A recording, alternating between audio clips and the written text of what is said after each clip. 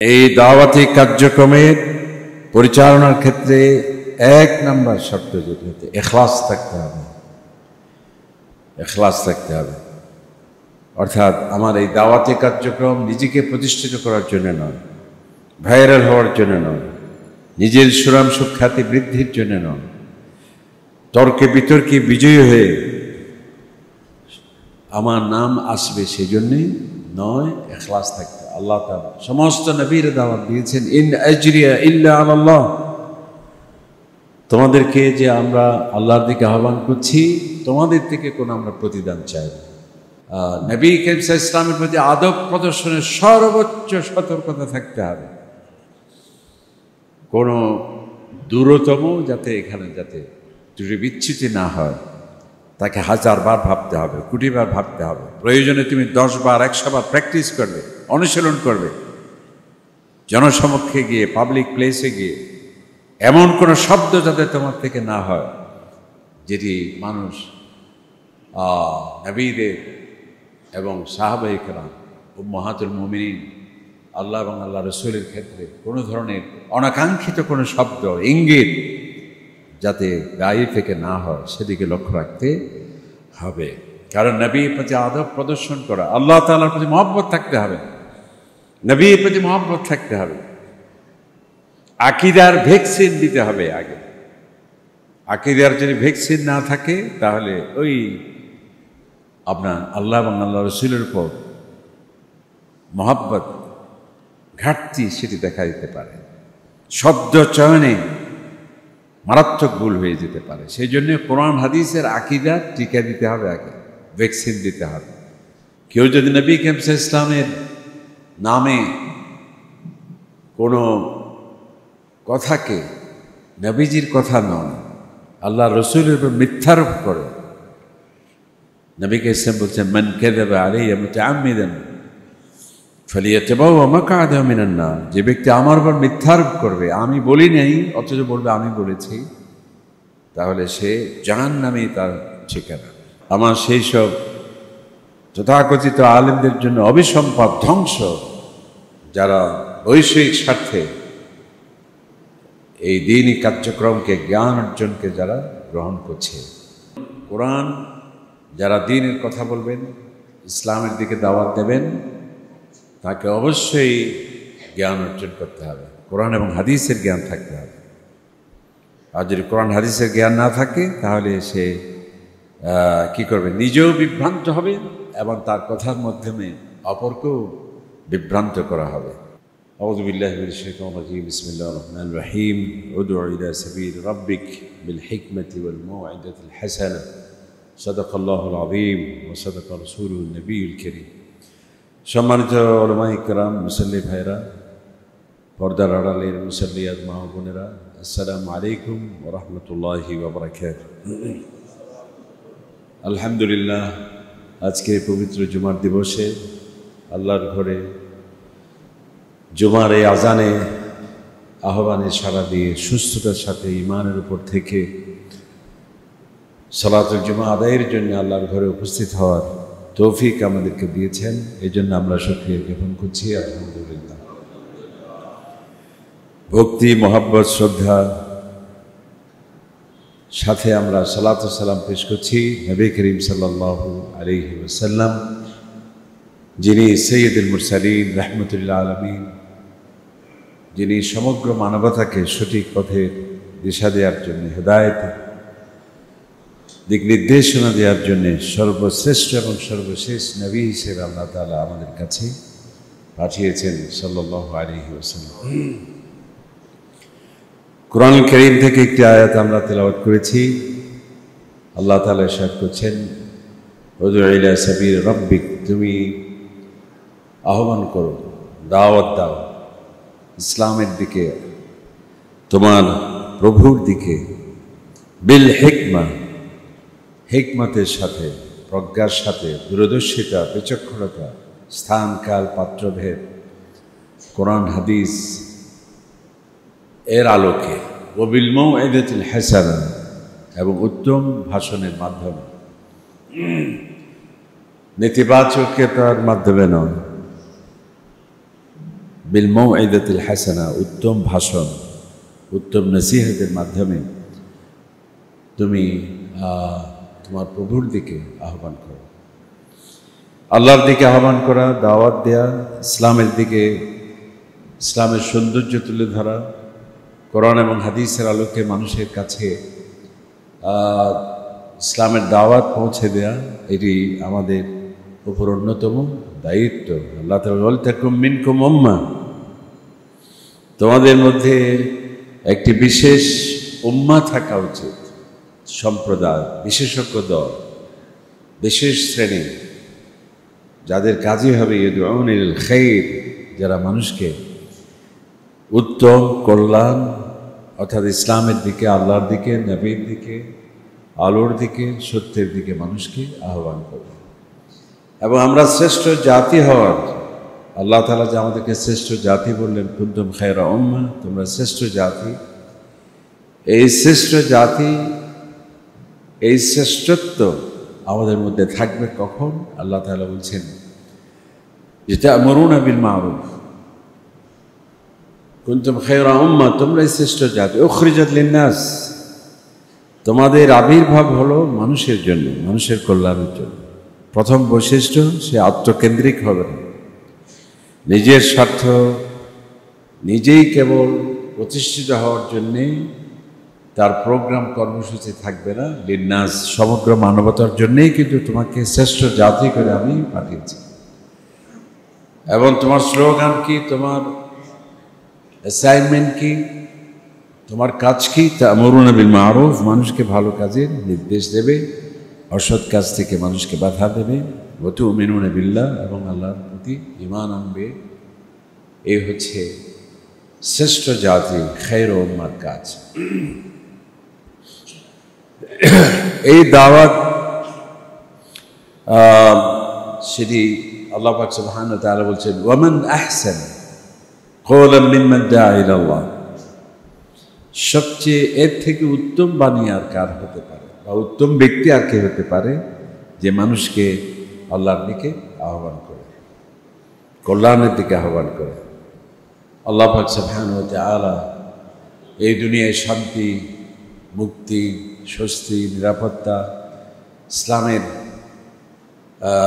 দিকে, আল্লাহর দিকে যে আহ্বান করবে, এর থেকে উত্তম ব্যক্তি আর হতে পারে না। এবং সমস্ত নবীরা এই পৃথিবীতে আসছেন আল্লাহ পাক সুবহানাহু ওয়া তাআলা এই অর্পিত দাওয়াতের আমানত পেশ করার জন্য। প্রত্যেক নবী এই পৃথিবীতে আসছেন আমাদেরকে আল্লাহ পাক সুবহানাহু ওয়া তাআলার দিকে আহ্বান করার জন্য, যাতে জান্নাত পেতে পারে মানুষ, জাহান্নাম থেকে যাতে মানুষ মুক্তি পেতে পারে, এবং এই দুনিয়ায় যাতে সে শান্তি, সাফল্য, সামাজিক সুবিচার, লিয়াকুমান নাসু বিল কিসত, আল্লাহ তাআলা নবীদের পাঠিয়েছি কেন? যাতে সামাজিক সুবিচার প্রতিষ্ঠিত হয়। ওয়া মা আরসালনাকা ইল্লা রাহমাতাল লিল আলামিন, আমি নবীদের পাঠিয়েছি, আমার নবীকে পাঠিয়েছি রাহমাতুল লিল আলামিন করে, অর্থাৎ অশান্তি, যুদ্ধ, বিগ্রহ, সেগুলোকে দূরীভূত করে শান্তি প্রতিষ্ঠার জন্য। এই জন্যে নবীরা সকলেই এই দাওয়াত, এটি ছিল সবচেয়ে বড় রিসালাতের দায়িত্ব। আল্লাহ পাক সুবহানাহু ওয়া তাআলা এই পবিত্র আমানত। সুতরাং নবীদের কিভাবে দাওয়াত দিয়েছেন সেটি আমাদেরকে সেই হিকমত, সেই আদাব, যারা ইসলামের দিকে আহ্বান করবে তাদেরকে অনুসরণ করতে হবে। নিজের থেকে কোনো উদ্ভাবিত নীতির মাধ্যমে নয়, নিজস্ব কোনো ফর্মুলার মাধ্যমে নয়। নবীরা কীভাবে দাওয়াত দিয়েছেন, নবী করিম সাল্লাল্লাহু আলাইহি ওয়াসাল্লাম কীভাবে দাওয়াত দিয়েছেন, আমাদের দাওয়াতের মডেল হবে নবী করিম সাল্লাল্লাহু আলাইহি ওয়াসাল্লাম। এবং কোরআনুল কারীমে যে সমস্ত নবীদের কথা আসছে, তারা কীভাবে দাওয়াত দিয়েছেন, তাদের সেই কর্মকৌশল কীভাবে ছিল, আসালিবুদ দাওয়া কীভাবে ছিল, দাওয়াতের পদ্ধতি কী ছিল, সেই কোরআনুল কারীম থেকে আমাদেরকে নিতে হবে। প্রথম হলো এই দাওয়াতি কার্যক্রমের পরিচালনার ক্ষেত্রে 1 নম্বর শর্ত যেটি হচ্ছে ইখলাস থাকতে হবে। ইখলাস থাকতে হবে। অর্থাৎ আমার এই দাওয়াতি কার্যক্রম নিজেকে প্রতিষ্ঠিত করার জন্য নয়, ভাইরাল হওয়ার জন্য নয়, নিজের সুনাম সুখ্যাতি বৃদ্ধির জন্য নয়, তর্কে বিতর্কে বিজয়ী হয়ে আমার নাম আসবে সেই জন্যই নয়, ইখলাস থাকতে। আল্লাহ তাআলা সমস্ত নবীর দাওয়াত দিয়েছেন, ইন আজরিয়া ইল্লা আলাল্লাহ, তোমাদেরকে যে আমরা আল্লাহর দিকে আহ্বান করছি, তোমাদের থেকে কোনো আমরা প্রতিদান চাই না। ইল্লা আলাল্লাহ, আল্লাহ পাক সুবহানাহু ওয়া তাআলা সন্তুষ্টি হচ্ছে আমাদের লক্ষ্য এবং উদ্দেশ্য। ওয়াত্তাবিউ মান লা ইয়াসআলুকুম আজরা, যে তোমরা অনুসরণ করবে তাদেরকে যারা এই দাওয়াতি কার্যক্রমের বিনিময়ে দুনিয়া স্বার্থকে যারা প্রাধান্য দেয় তাদেরকে তোমরা অনুসরণ করবে না। ওয়াত্তাবিউ মান লা ইয়াসআলুকুম আজরা ওয়া হুম মুহতাদুন, তোমরা তাদেরকেই অনুসরণ করবে যারা এই দাওয়াতি কার্যক্রম পরিচালনা করতে গিয়ে বৈষয়িক স্বার্থকে যারা প্রাধান্য দেয় না, ওয়া হুম মুহতাদুন, এবং যারা হেদায়েতের উপর প্রতিষ্ঠিত, তাদেরকে তোমরা অনুসরণ করো। সুতরাং বৈষয়িক উদ্দেশ্যে যদি দাওয়াত হয়, সুনাম সুখ্যাতির উদ্দেশ্যে যদি দাওয়াত হয়, নিজেকে জাহির করার যদি উদ্দেশ্য হয়, সেটি হতে পারে না। এই জন্য আল্লাহ তাআলা বারবার নিষেধ করেছেন, ওয়ালা তাশতারু বিআয়াতি সামানান কালীলা, তুমি সামান্য টাকা পয়সা এবং বৈষয়িক স্বার্থে আমার দ্বীনকে বিক্রি করবে না।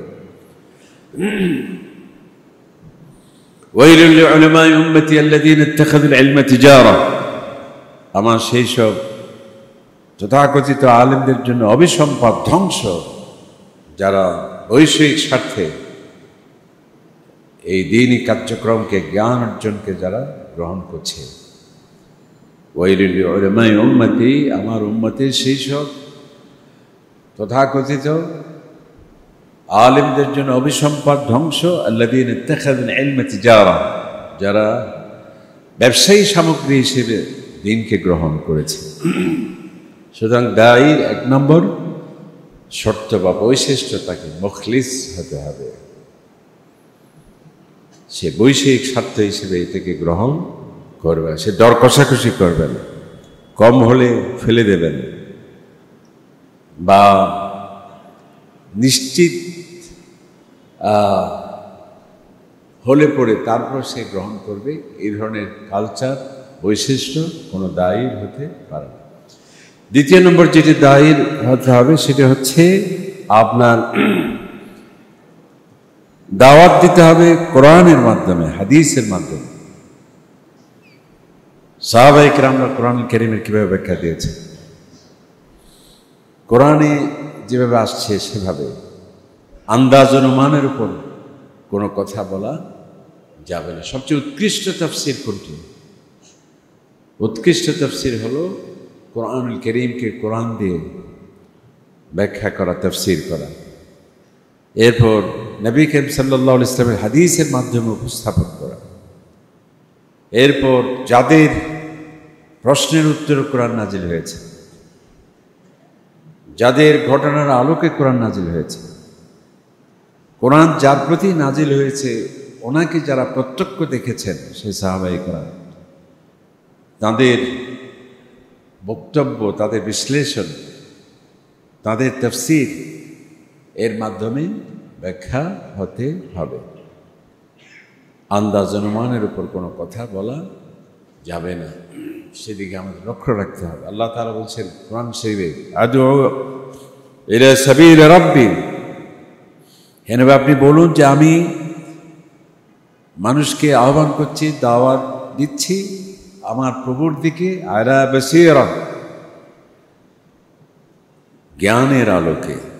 অর্থাৎ কোরআন সুন্নাহ এর আলোকেই আমাদের কথা বলতে হবে, এর যাতে ব্যতিক্রম না হয়, কোরআনের নামে যাতে অপব্যাখ্যা না হয়। মান ফাসসারাল কোরআন বিরায়ে ফালিয়াতাবাওয়া মাকআদাহু মিনান নার, যে ব্যক্তি মন গড়া কোনো কোরআনের ব্যাখ্যা দেবে জাহান্নামে তার ঠিকানা। কেউ যদি নবী করিম সাল্লাল্লাহু আলাইহি ওয়াসাল্লামের নামে কোনো কথাকে নবীজির কথা নয়, আল্লাহ রসুলের উপর মিথ্যারোপ করে, নবী ইসলাম বলছেন, মান কাযাবা আলাইয়া মুতাআম্মিদান ফালিয়াতাবাওয়া মাকআদাহু মিনান নার। যে ব্যক্তি আমার উপর মিথ্যারোপ করবে, আমি বলি নাই অথচ বলবে আমি বলেছি, তাহলে সে জাহান্নামে তার ঠিকানা। এই জন্য কোরআন যারা দ্বীনের কথা বলবেন, ইসলামের দিকে দাওয়াত দেবেন, তাকে অবশ্যই জ্ঞান অর্জন করতে হবে, কোরআন এবং হাদিসের জ্ঞান থাকতে হবে। আর যদি কোরআন হাদিসের জ্ঞান না থাকে তাহলে সে কি করবে? নিজেও বিভ্রান্ত হবে এবং তার কথার মাধ্যমে অপরকেও বিভ্রান্ত করা হবে।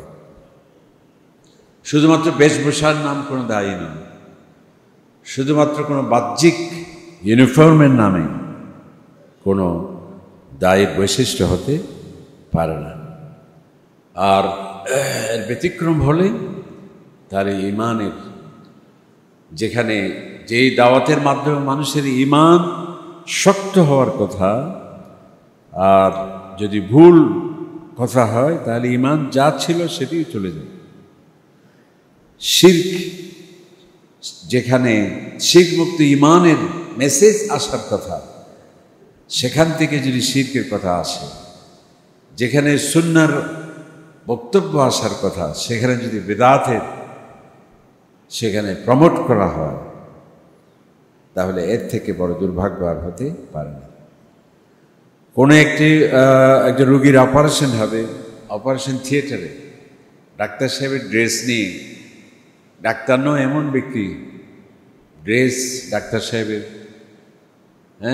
সব কিছু আছে, কিন্তু আসলে তিনি ডাক্তার নন। এবং তিনি যদি অপারেশন করতে শুরু করেন, ইন্না লিল্লাহি ওয়া ইন্না ইলাইহি রাজিউন, কারণ তিনি ডাক্তার প্রকৃত অর্থে নন। ঠিক তেমনিভাবে যদি কেউ কোরআনের কথা বলে, হাদিসের কথা বলে, যদি অথচ সে কোরআনের জ্ঞান যদি না থাকে, হাদিসের জ্ঞান যদি না থাকে, ওই ডাক্তারের ড্রেস নিয়ে ডাক্তার অপারেশন করলে রোগীর যেমন মৃত্যু নিশ্চিত, ঠিক তেমনিভাবে শুধুমাত্র কিছু বেশভূষা নিয়ে যদি কোরআনের জ্ঞান না থাকে, হাদিসের জ্ঞান না থাকে, তাহলে মানুষের ইমানের উপর সে কী করছে? ইমান নষ্ট হয়ে যাবে। শিরক এবং বিদআতকে সে প্রমোট করছে, এবং মানুষ আস্তিক না হয়ে সে নাস্তিক্যকে গ্রহণ করবে, এবং ইসলামের সৌন্দর্যের পরিবর্তে ইসলাম সম্পর্কে এই ভুল উপস্থাপনার কারণে, তার অযৌক্তিক উপস্থাপনার কারণে নানাবিধ বিভ্রান্তি, সন্দেহ এবং সংশয় নিয়ে সে কি করছে? ইসলাম সম্পর্কে অপধারণার সুযোগ সে পাচ্ছে। তাহলে দায়ীর দ্বিতীয় নম্বর বৈশিষ্ট্য হচ্ছে তাকে কোরআন সুন্নাহর আলোকেই কথা বলতে হবে, এর বাইরে যাওয়ার কোনো উপক্রম নেই। আরেকটি হচ্ছে একজন দায়ীকে কথা বলার সময় তাকে বিনয়ী হতে হবে, কোনো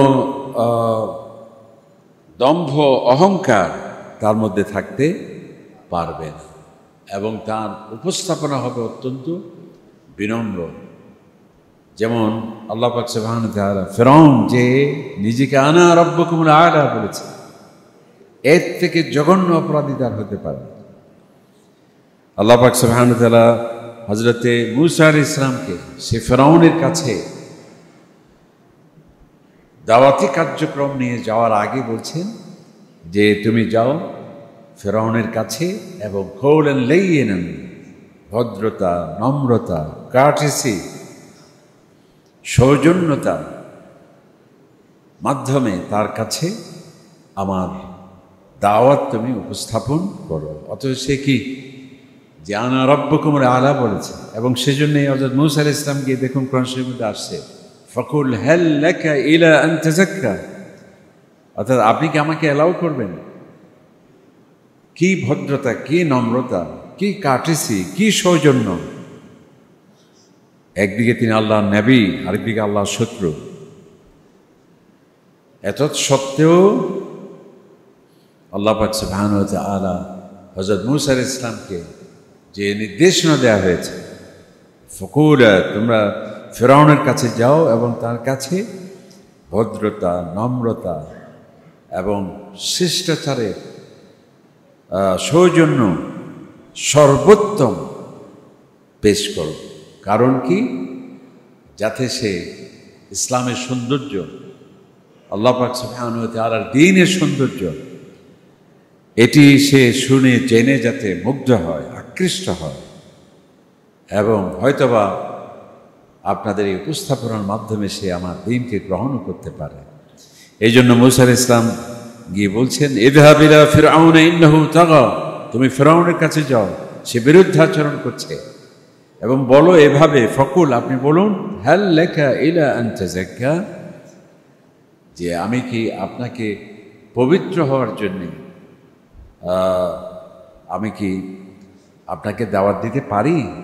এই যে নবীদের এই আদবের এই উসলুব পদ্ধতি দায়ীর থাকতে হবে। রক্তচক্ষু সে প্রদর্শন করতে পারবে না, হিংসা বিদ্বেষে সে বিক্ষুব্ধ প্রতিক্রিয়া তার মধ্যে থাকতে পারবে না। সর্বোচ্চ কার্টিসি তাকে মেনটেন করতে হবে।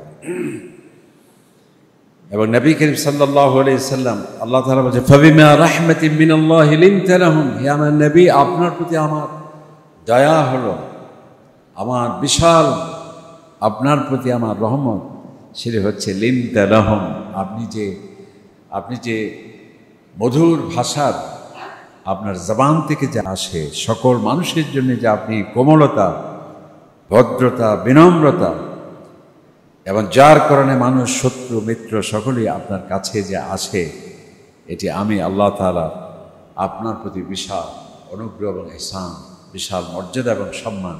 ওয়ালাউ কুনতা ফাযযান গালিযাল কলব, যদি আপনি পাষাণ হতেন, কঠিন হতেন, তাহলে লানফাদ্দু মিন হাওলিক, এভাবে মানুষ যে আপনার কাছে ছুটে আসছে সেটি হতো না। সেজন্য একজন দায়ীকে কি হতে হবে? তার দাওয়াতি কার্যক্রম পরিচালনা করতে গিয়ে কোনো বিভাজন, কোনো সৌজন্য পরিপন্থী, কোনো গর্হিত নেতিবাচক কোনো ল্যাঙ্গুয়েজ তার মধ্যে আসতে পারবে না। মা কানা নবী সাল্লাল্লাহু আলাইহি ওয়াসাল্লাম ফাহিশান ওয়ালা মুতাফাহিশান, নবী করিম সাল্লাল্লাহু আলাইহি ওয়াসাল্লামের কখনো এমন কোনো কথা বলতে হয়নি যে সরি, এক্সকিউজ মি, এ কথা বলতে হবে, হয়েছে, এইরকম কোনো কথা নবী করিম ইসলামের থেকে আসেননি, যে আমার সেটি ভুল হয়েছে, এই ধরনের কোনো কথা আমার নবীকে বলতে হয়নি।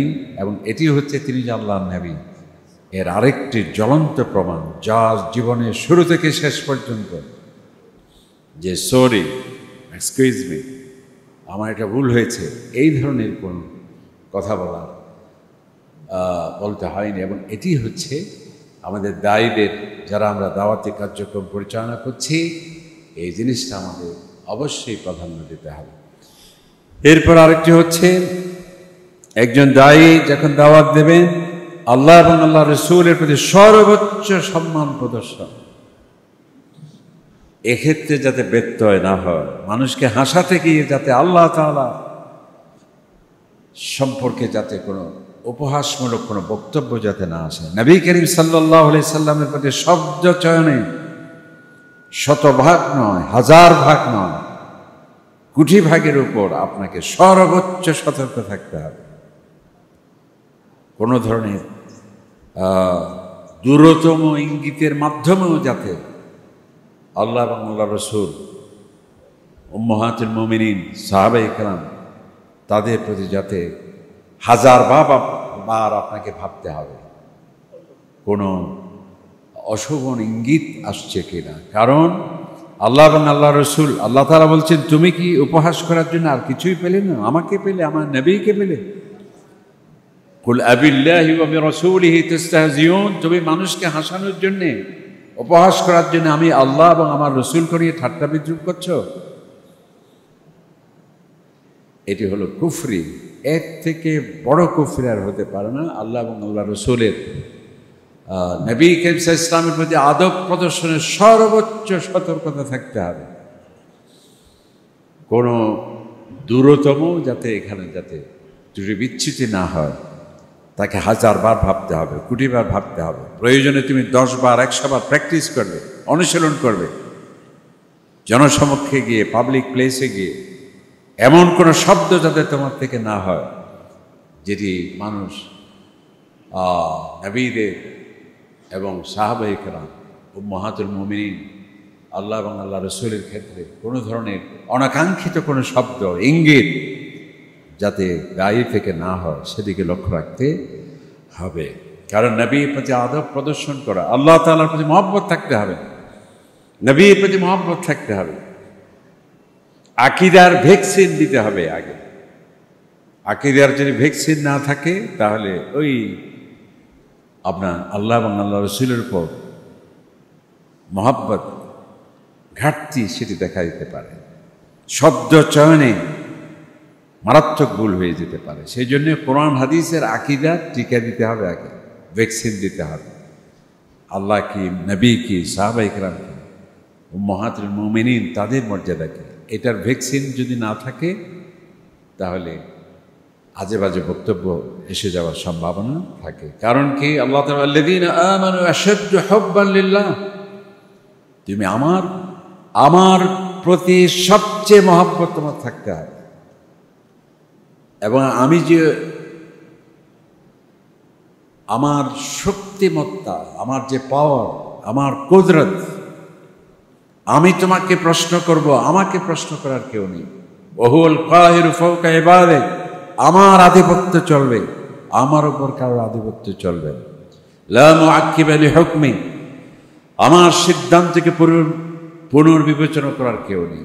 লা মুবাদদিলা লিকালিমাতি, আমার সিদ্ধান্তকে পরিবর্তন করার কেউ নেই। সে মহান আল্লাহ সুবহানাহু ওয়া তাআলার প্রতি সেই আকীদা, সেই বিশ্বাস, সেই তাকওয়া, ভয় ভীতি, সতর্কতা, অ্যাওয়ারনেস একজন দায়ীকে কোরআন হাদিসের সেই আকীদার ভ্যাকসিন আগে দিতে হবে।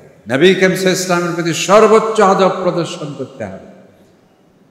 এটি কোনো বানানো বক্তব্য নয়, স্বয়ং আল্লাহ পাক সুবহানাহু ওয়া তাআলা দৃষ্টি আকর্ষণ করেছেন সাহাবায়ে কেরামদের। লা তুকাদ্দিমু বাইনা ইয়াদাইল্লাহি ওয়া রাসূলিহি, খবরদার আমার নবী যেখানে, আমার নবীর সামনে কেউ আগ বাড়িয়ে কথা বলবে না। আল্লাহ তাআলা নবীর সামনে কেউ উচ্চ শব্দে কথা বলবে না। আল্লাহ নবীর প্রতি যারা সম্মান প্রদর্শন করবে, উলাইকাল্লাযীনা ইমতাহানাল্লাহু কুলুবাহুম লিত্তাকওয়া, তাদেরকে আমি মুত্তাকি হওয়ার জন্য কেবলমাত্র বেছে নিয়েছি। সেই নবীর সম্মান এবং মর্যাদা, আল্লাহ নবীর কোনো বক্তব্য বুঝে না আসলে দৃষ্টি আকর্ষণ করার জন্য রাইনা বলা হয়, ইয়া রাসূলুল্লাহ আমি আপনার দৃষ্টি আকর্ষণ করছি। তো এই রাইনা, এই শব্দটা এটি শতভাগ বা ৯৫% পজিটিভ অর্থ থাকলেও একটি অর্থ ছিল অশোভনীয়। মানে একটি, অনেক সময় আছে না একই শব্দের বিভিন্ন অর্থ থাকে, বিভিন্ন অর্থ থাকে, ঠিক তেমনিভাবে এই শব্দের ৯৯% ভালো, কিন্তু একটি অর্থ সেখানে অপঅর্থ করারও সেখানে কি রয়েছে, সেখানে সুযোগ রয়েছে বলে যখন নবী ইসলামকে রায়না বলা হতো, যারা মুনাফিক ছিল তারা হাসত যে দেখো, তারা ওই খারাপ অর্থটি প্রয়োগ করার মাধ্যমে রায়নার অপেক্ষা তারা করত। দেখুন, এগুলো ভালো করে খেয়াল করতে হবে।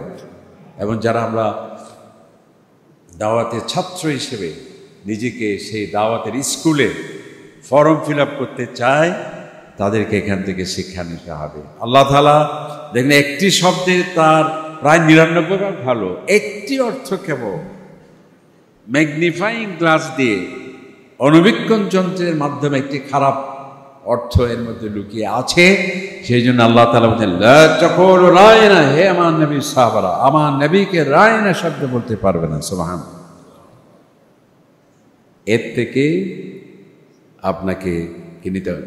আকীদার ভ্যাকসিন নিতে হবে, নবীর আদব প্রদর্শনের ভ্যাকসিন নিতে হবে। এরপর আল্লাহ তাআলা ওয়াকুল উনজুরনা, তোমরা রায়না না বলে, যেহেতু এটা বললো ওরা উপহাস করার সুযোগ পায়, তোমাদের যদি কোনো কিছু বুঝে না আসে বলবে উনজুরনা ইয়া রাসূলুল্লাহ, আপনার পবিত্র দৃষ্টি আমরা আকর্ষণ করছি। এরপর আল্লাহ তাআলা বলছেন, দেখুন কোরআনে পাকের আয়াত, ওয়াসমাউ, তোমরা আমার নবীর কথাকে ভালোভাবে শ্রবণ করো, যাতে উনজুরনা বলতে না হয়। সুবহানাল্লাহ। নবীজির আদব প্রদর্শনে এগুলো শুধু ইঙ্গিত নয়, সরাসরি কোরআন শরীফের আয়াত, লা তাসআলু রাসূলাকুম কামা সুইলা মূসা, যদিও তোমার কোনো কিছু জানতে ইচ্ছে হয়, প্রশ্ন করার সুযোগ আছে, কিন্তু প্রশ্ন করার ক্ষেত্রেও আমি তোমাদেরকে কাটিছি নির্দেশ প্রদান করছি, আমার নবীকে সেভাবে প্রশ্ন করবে না যেভাবে বনি ইসরায়েলরা অহেতুক প্রশ্নের মাধ্যমে মূসা আলাইহিস সালামকে কষ্ট দিত। আমার নবীকে সেভাবে অহেতুক কোনো প্রশ্ন করা যাবে না। সুবহানাল্লাহ।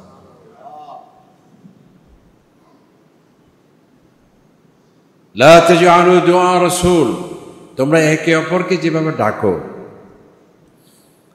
শিশু তার বাবাকে, ভাইপো তার চাচাকে, কলিগ তার বন্ধুকে, প্রতিবেশী তার মুরব্বীকে, এই ধরনের সাধারণ প্রচলিত কোনো নিয়ম কানুন আমার রসুলের ক্ষেত্রে প্রযোজ্য নয়। সুবহানাল্লাহ। এরকম কি একটি দুটি আয়াত, শত সহস্র আয়াতের মাধ্যমে আল্লাহ পাক সুবহানাহু ওয়া তাআলা আমাদেরকে সতর্ক করছেন। আকীদার ভ্যাকসিন আমাদেরকে এখান থেকে নিতে হবে। নবীজির প্রতি সম্মান প্রদর্শনের ক্ষেত্রে সর্বোচ্চ সতর্কতা থাকতে হবে, কোনো দূরতম যাতে ব্যত্যয় না হয়। যেমন আমার নবীকে স্বয়ং সাহাবায়ে কেরামদেরকে এই বিষয়ে সতর্ক করতেন। হযরত ওমর রাদিয়াল্লাহু তাআলা এর থেকে যাতে আমরা শিক্ষা নিই, আসলে নবী করিম সাল্লাল্লাহু আলাইহি ওয়াসাল্লামের এই দিক নির্দেশনামূলক হাদিসের মাধ্যমে পরবর্তী জেনারেশন যারা আসছে সেখান থেকে যাতে শিক্ষা নেওয়া হয়।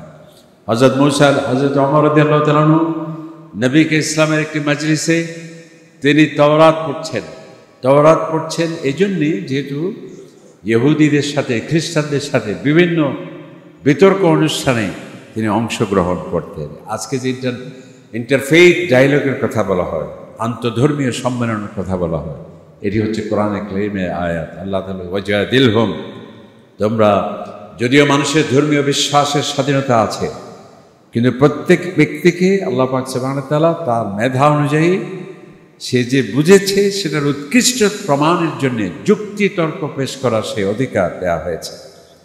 এবং আরেকজন ব্যক্তির কথা সেখানে যদি ত্রুটি বিচ্যুতি থাকে, সেটি তার চিন্তার অসারতা এবং দুর্বলতা, সেগুলো বুদ্ধিভিত্তিকভাবে মার্জিত ভাষায় উপস্থাপন করার সেই রাইট মানুষকে আল্লাহ তাআলা দিয়েছেন, সেটি তো আছে। তো হযরত ওমর রাদিয়াল্লাহু তাআলা আনহু তিনি তাওরাত তেলাওয়াত করছেন, নবীকে ইসলাম দৃষ্টি আকর্ষণ করছেন, দেখুন যাতে আমরা এর থেকে শিক্ষা গ্রহণ করি। হে ওমর,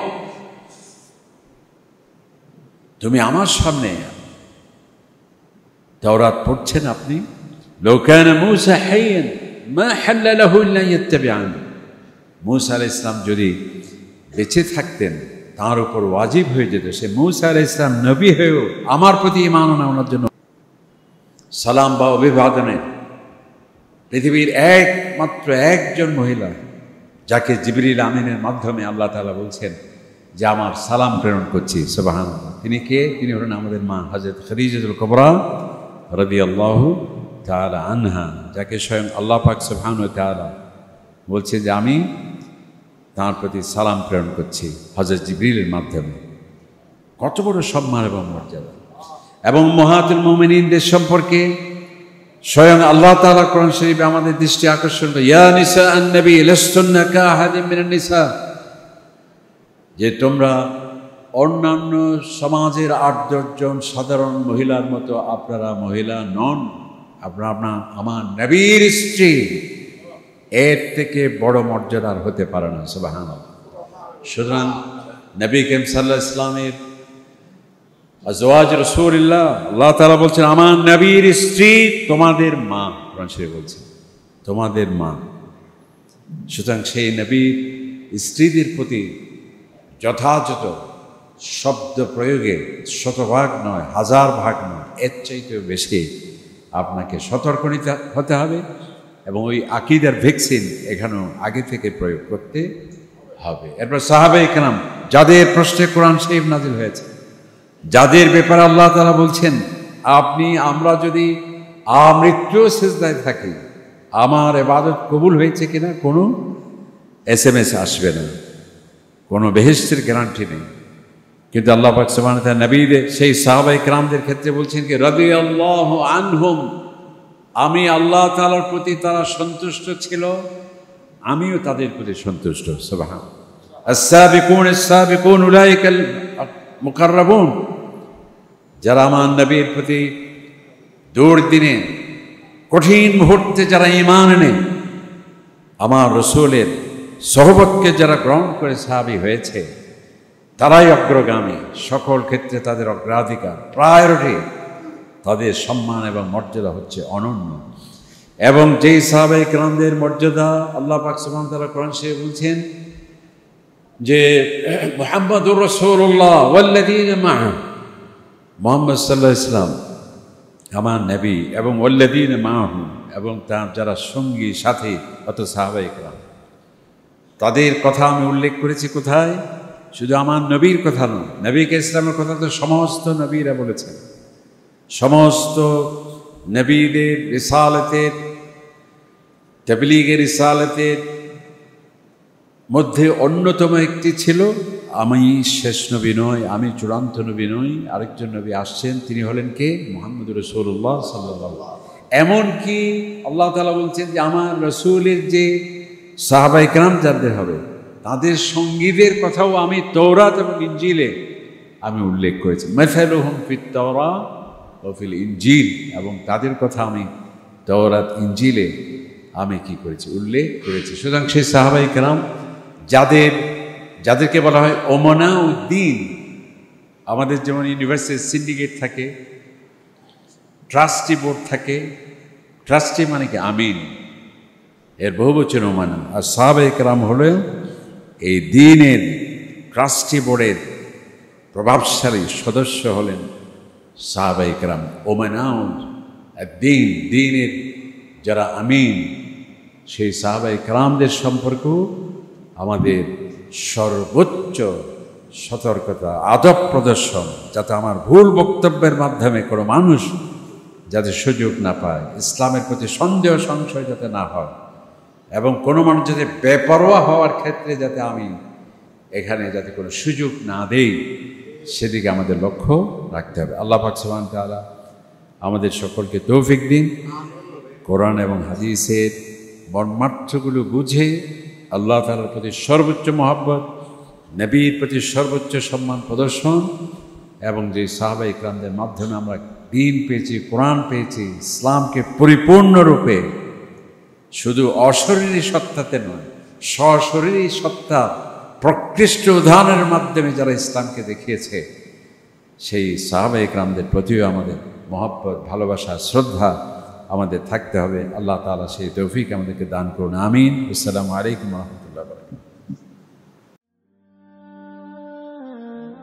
আইইউবি মিডিয়া